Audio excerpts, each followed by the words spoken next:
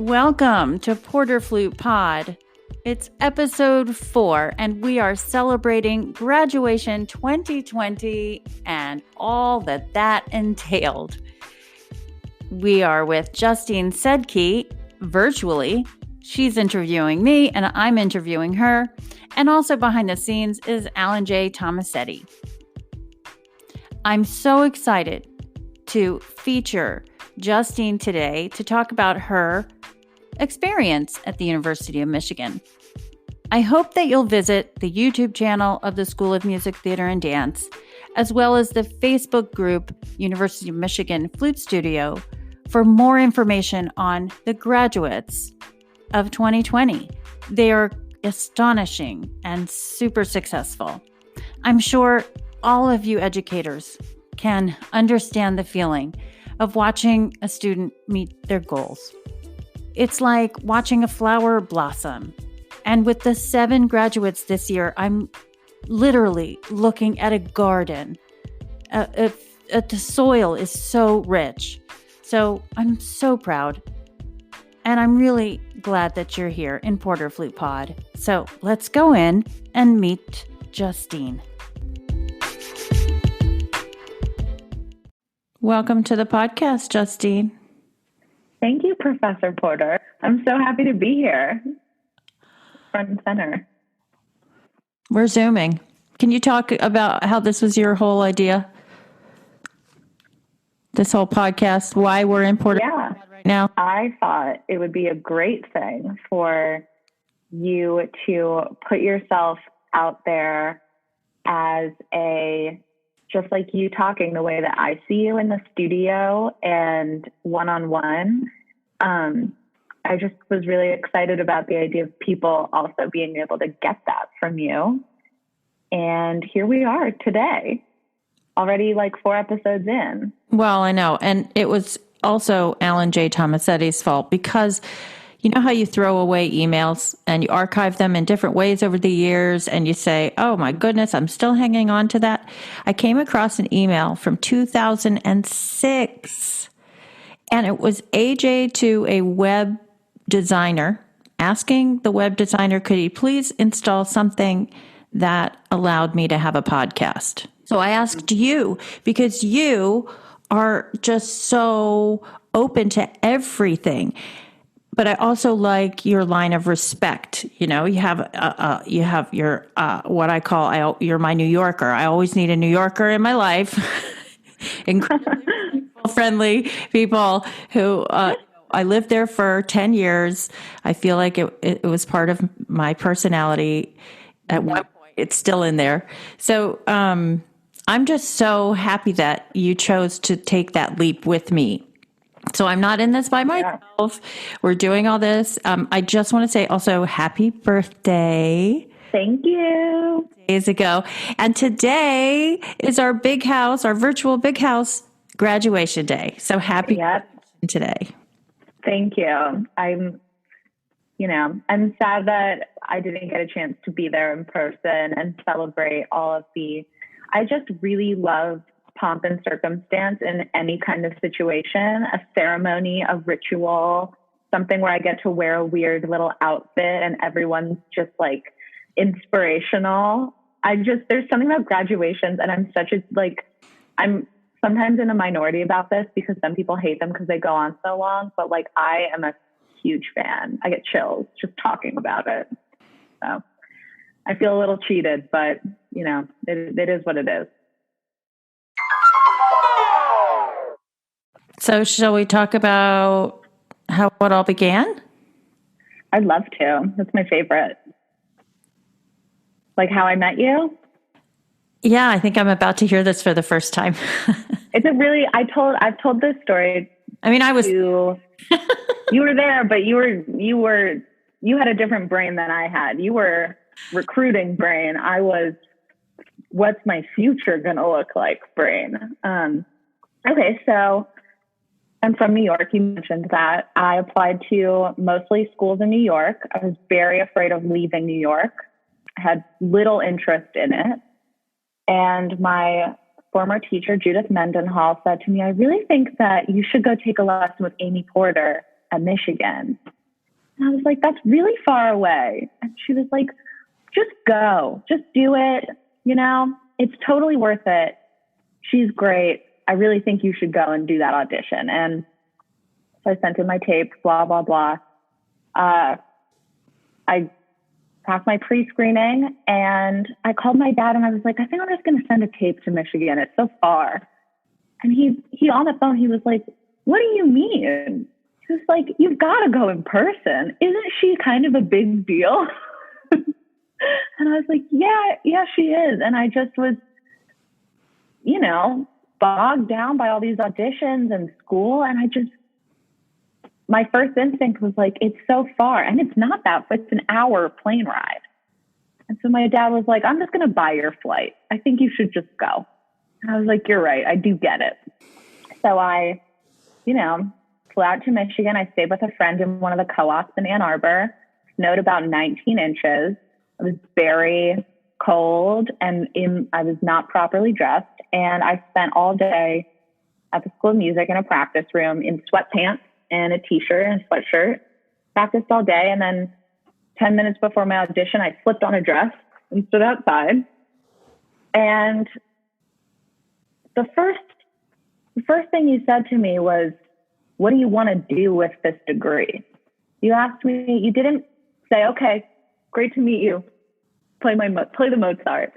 You asked about what my goals were first off the bat. And I was like, well, this was my first audition for my master's degree. I didn't really have an answer prepared, but I knew off the top of my head, I was like, I really want to get into contemporary music and I really want that to be the primary focus of my degree. And you looked at my repertoire list and you said, well, where's all the new music on here then? And I was like, I need a place to play it. And you said, just play it and just bring it to studio. What are you talking about? You need a place to play it. Just bring it out.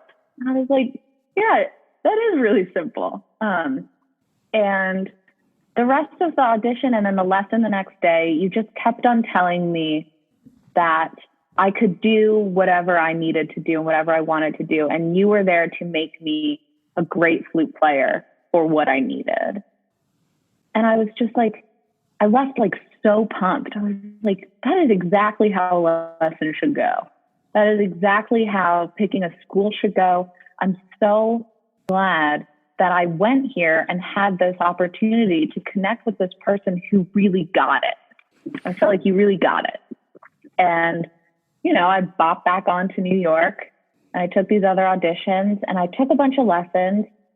And I had one person say to me, how have you gotten away with playing like this for so long? That's all they said. That was their constructive criticism to me as a prospective student. And the first thing I thought was like, well, Amy Porter was like really supportive and excited about my ideas for what I want to do. And all these lessons are just like bringing me down. And at the end of the day, when I really thought about it, like staying in New York was not a priority when I had such an amazing, exciting experience during my 48 hours in Michigan. And at that point, it was a no-brainer. I was just like, she gets it. No one else does. She gets me. And I need someone who gets me.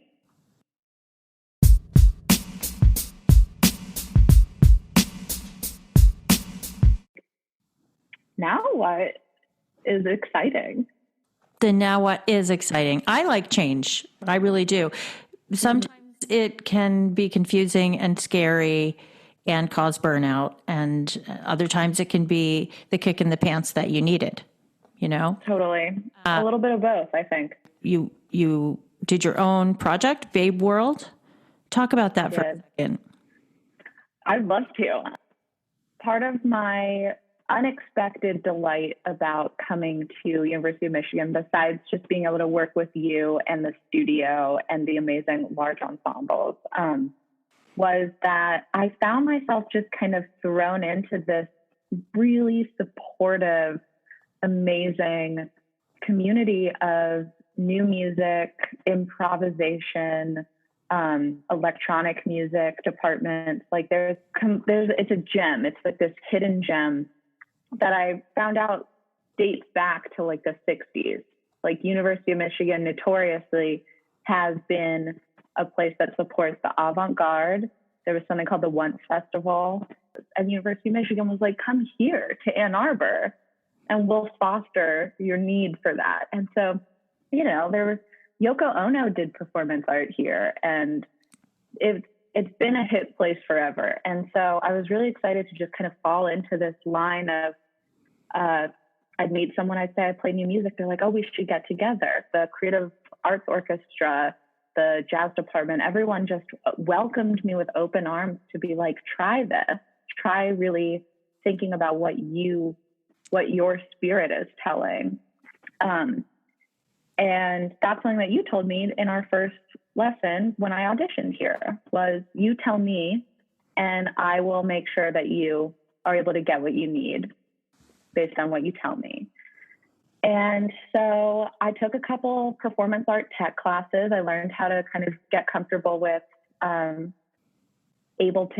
and Logic and just general recording and editing. And I and my friend Cameron, we were working all night on a homework assignment for that PAT class. And we had so much fun making these silly audio files that we just stayed up until sunrise. And we decided, this was last March, and we decided over the summer that we were going to really commit to it and make it not a homework assignment, but like a full fleshed out project. And we called it Babe World because during these like little mess arounds, we just kept on saying like, babe, babe, babe. It's just this word that I think is so endearing and cute and silly. And I think you can call anyone babe and it's just like, oh, thank you.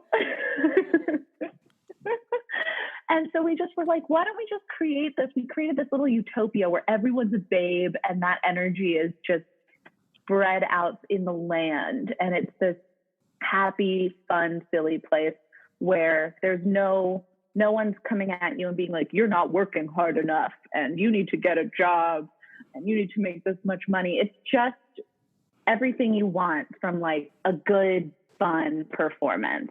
So we just worked really hard. We got a fellowship with the Duderstadt Center, a micro fellowship, to start building an infrared light system that would track my flute movement and project visuals based on where I was. And that was really challenging and new for all of us because Cameron and I are both just musicians. So we had to work on that. And then we wrote the show as an entirely improvised performance, start to finish. We wrote a whole story. We basically had lore and fantasy and all of these things sort of woven in, but the actual story was told exclusively with improvised music and projected visuals. It was really challenging and it was incredibly rewarding. We did have to outside hire someone to work with Touch Designer, which is the program that all those visuals are created in. It's very complicated to run. So luckily we had a good network of musicians who also are involved in that area of art making. And we were able to get someone to basically run the program while we played. So I think we could definitely, and we've run the show plenty of times without visuals, but finding a way to get those visuals to be able to be worked by us is definitely a challenge that we haven't figured out how to bridge yet. But I mean, it's not the end. We're going to do plenty more installations, different things. This was intro to Babe World. This was welcome to Babe World. It's so creative. I just love it. Thank you. My flute pickup that turns my flute into an electronic flute was my most exciting draw for this because I've been really ready to perform with that.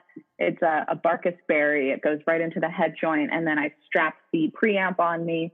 And the whole time when it comes to the sound, like I was running Ableton right in front of me. I had the laptop with me, and I was doing pretty basic level processing, but the whole point was that I was doing it and I was given a space to explore something that I hadn't used in performance by myself before.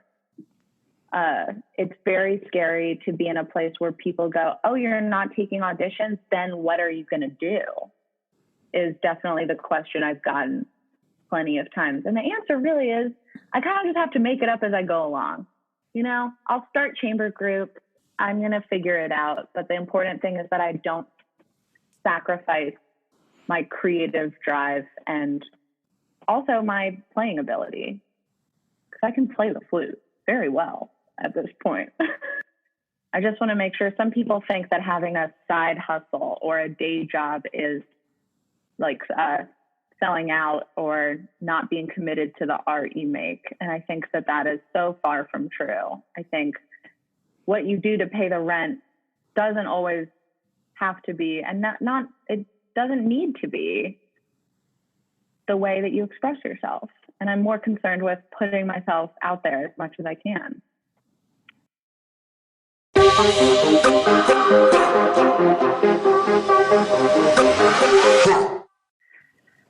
Okay, so I have some things that I'd love to ask you about now that we've given enough background on my thoughts on Michigan and you and life and music. So I have some things that I just want to get you talking about, if that's okay. Hit it. Okay. What do you look for in a prospective student? I think everyone has a different answer for that, but what goes through your head when you're sorting through all these people? The foundation of musicianship that person has. Okay, so if you walk in and you don't have a lot of musical training and you just think you have a nice sound, but you've never been to a theory class or played the piano or a song or done anything that musicians do from the womb of being a musician, that's kind of something that I look at as something I can't give them. Like, I can't offer you that foundation. It's just, I need to be working with somebody who has that coming in the door. Loving music isn't a reason to major in music. And I sound really harsh when I say that, but I think it's in people's best interest to know whether you're talented in that area or not. Now, for me, I looked at the blackboard in 5th grade and said, okay, that problem on the board is harder than my fingering the pencil right now behind my desk, which was the flute. I could not stop fingering the pencil, falling asleep on in my, so, okay, you don't have to be like me, but I need to ask you, do you read bass clef? Do you sing?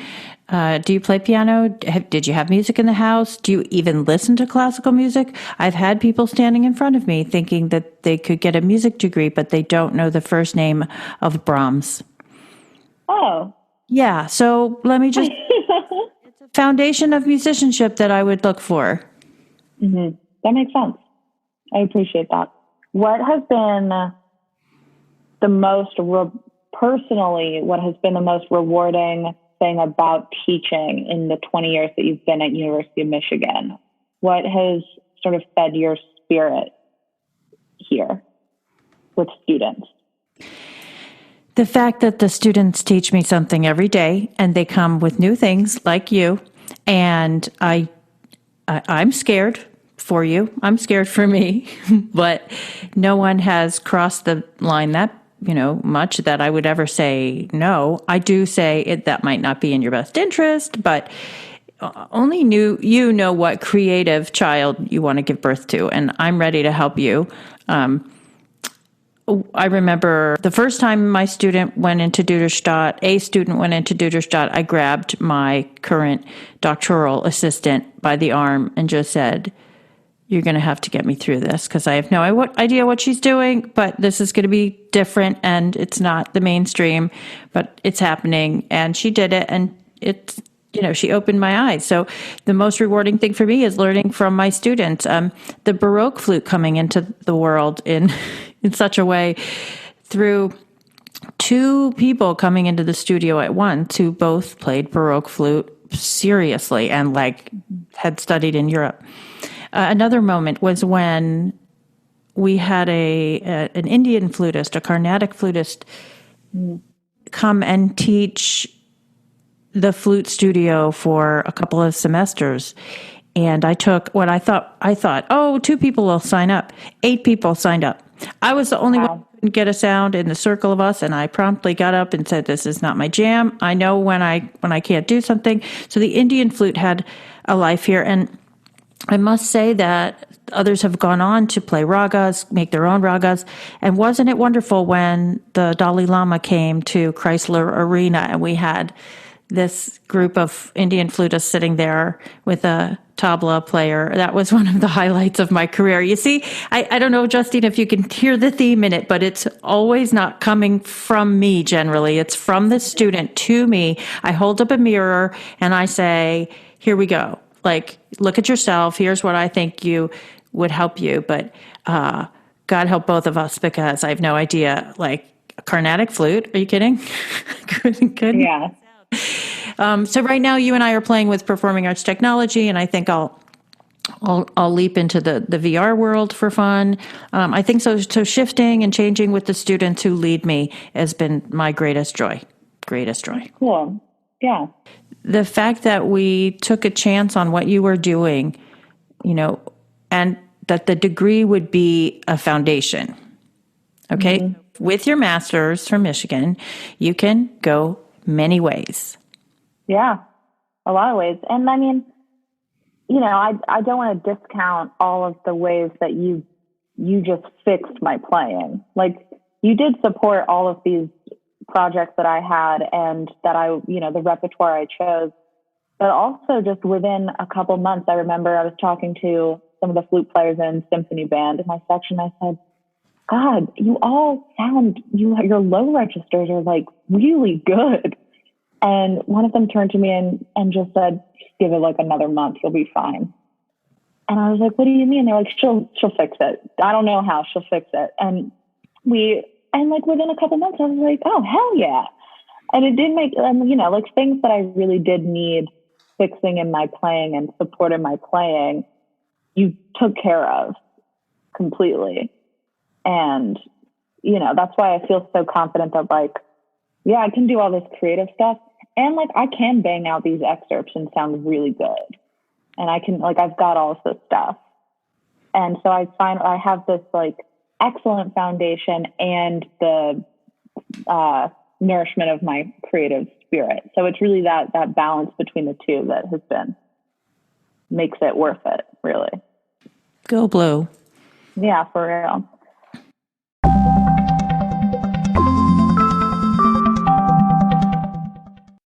What are some differences in how you approach teaching incoming freshmen and sophomores versus how you approach your lessons with your master's and doctoral students? And what does that feel like for you? How do you navigate the difference between those developmental periods and some?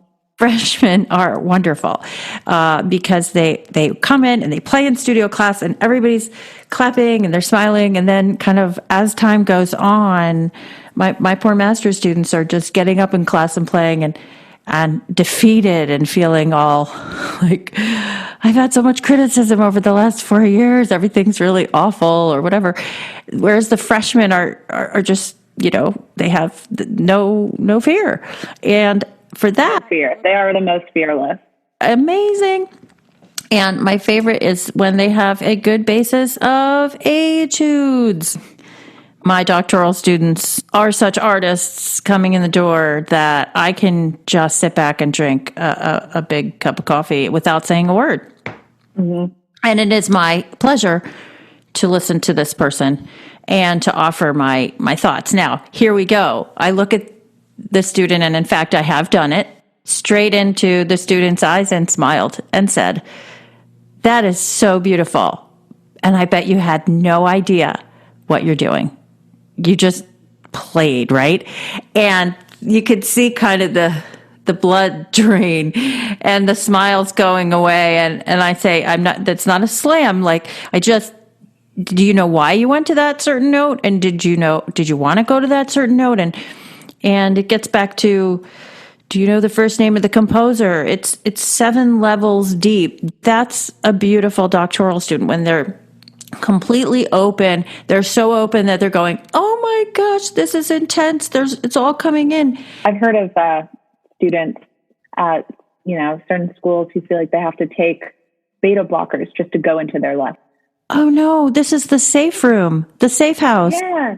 It's where you want to go to be like, this is what I need to work on today. Somewhere where you can go and ask your questions that you can't, it's like a lab. It's a little experimental lab of how to get you where you need to be. I also, just talking about this, I remembered another thing you said to me during our first lesson ever, where you said, because I kept stopping and talking, and you were like, shut up, stop talking, like keep playing, stop stopping. And I was like, okay. And you mentioned how by the time you're getting to the point where you're receiving a master's degree or looking at it, you've become so critical of yourself because, yes, you've gone through 4 years already of being picked apart and built back together by a teacher. And you kept saying, stop it. My freshmen, they come in and they're just they have no idea what's going on. They just are playing. And my master's students are always like, God, I'm so sorry. I'm so sorry. And you mentioned to me that with your freshmen and your undergrads, you're building them up a little bit. And you said, I'm harsh, but I'm fair. Or you said, I'm hard, but I'm fair. And you said, with the master's students, sometimes I have to knock you guys down a little bit because you've had 4 years of this completely other experience of building you up as a flute player. And you were able to, take us and bring it back down to earth a little bit. I thought that was a really, smart way of looking at it because it's true. Like we all kind of come in really with this protective armor of ego around us, and you break it down and build back what needs to be built back. Just a good way of thinking about the difference between an incoming freshman and 18-year-old who just went to prom like 4 months ago versus a 21-year-old who's just like freaking out all the time.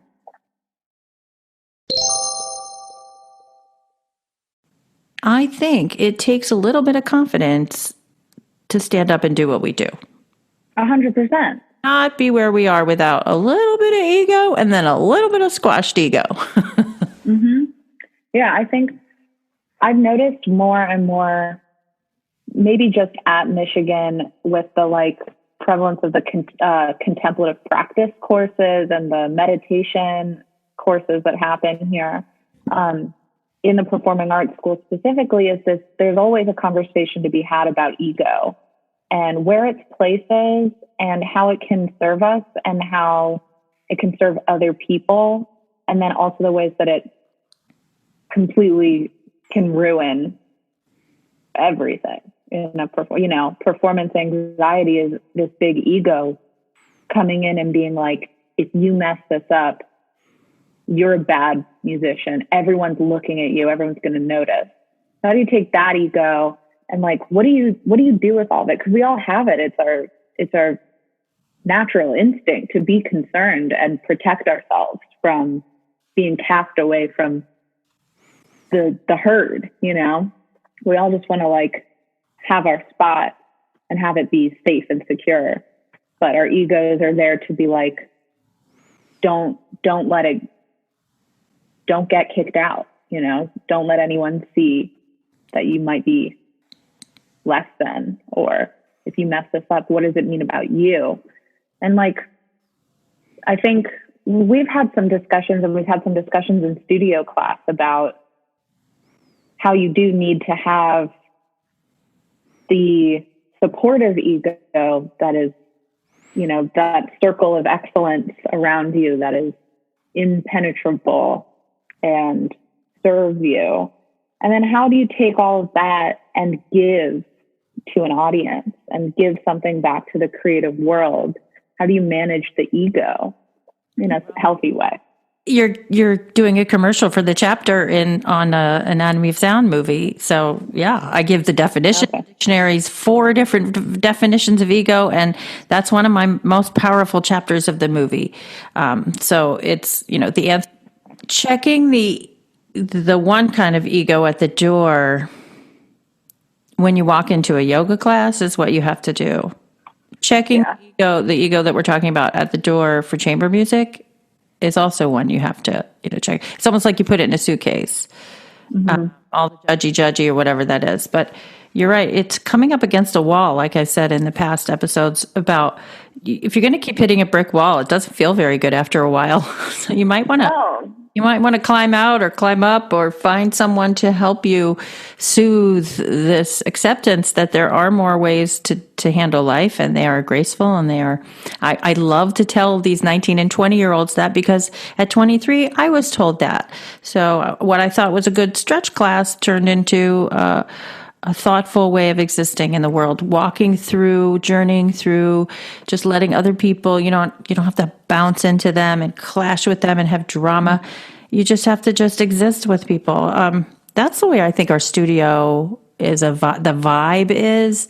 And I think that my students they know themselves as a studio better than I do. And I think let's touch on as a last point. I make sure that you all know that I have 15 students at any given time.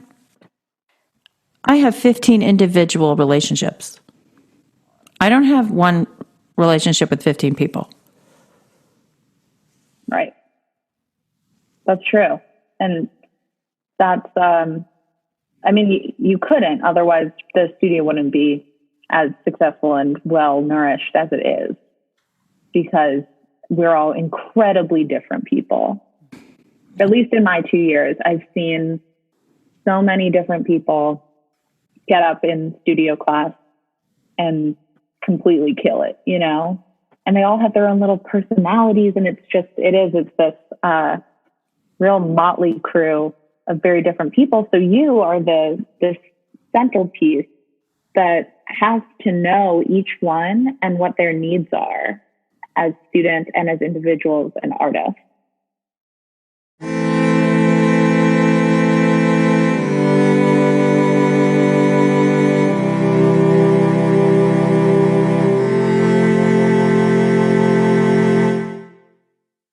Can I say a quick thank you to you? Yeah. Well, I just wanted to thank you for letting me help you with this project. This is so fun for me, and letting me come on today to talk about my experience here at Michigan, especially considering that I didn't have like a proper celebration of my graduation. It's been such an amazing 2 years. I've made lifelong friends, and people always say that, but I mean it. And you really gave me a major life-changing opportunity. And I just am eternally grateful and will never forget all the things you've taught me, and the spirit that you led me with has just been so much more influential than I could have imagined. And I'm just incredibly grateful for being able to have spent these 2 years with you. And I love you. I love you too. That's been the foundation from day one. I know. And it works. That's the thing. That's what works. We're two people that respect each other, and I can learn so much and I've learned so much from you.